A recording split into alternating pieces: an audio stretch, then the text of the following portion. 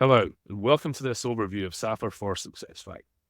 In this overview, we will be looking at the metadata Safyr extracts from SuccessFactors, how we can look at this content and curate it for use cases, such as governance, migration, and modeling.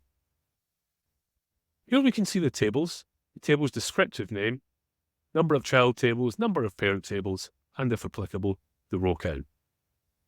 Because we now have this descriptive term, we can search for information within that. So let's say I want to look for candidate information. That has now reduced the amount of records I'm looking at down to 10. As well as seeing the descriptive terms for the tables, we can also drill down further and get some more information about the fields. So drilling down into candidate, I can see this is the primary key because of this little gold icon here, but also, interestingly, I can get some more descriptive information about this particular field. We can also see a more descriptive layout of the parent-child relationships for this table.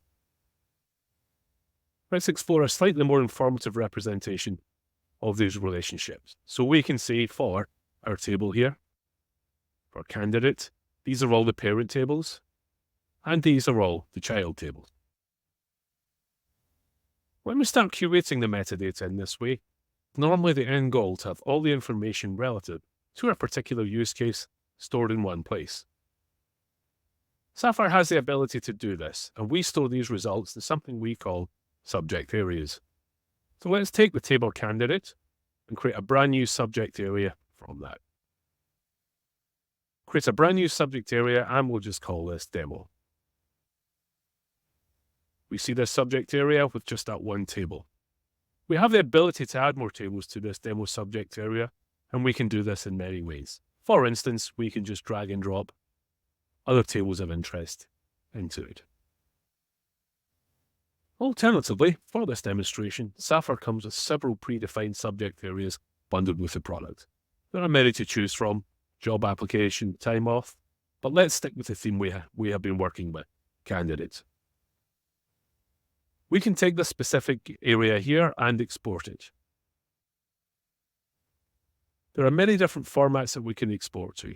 Metadata report, which is an Excel spreadsheet, CSV file.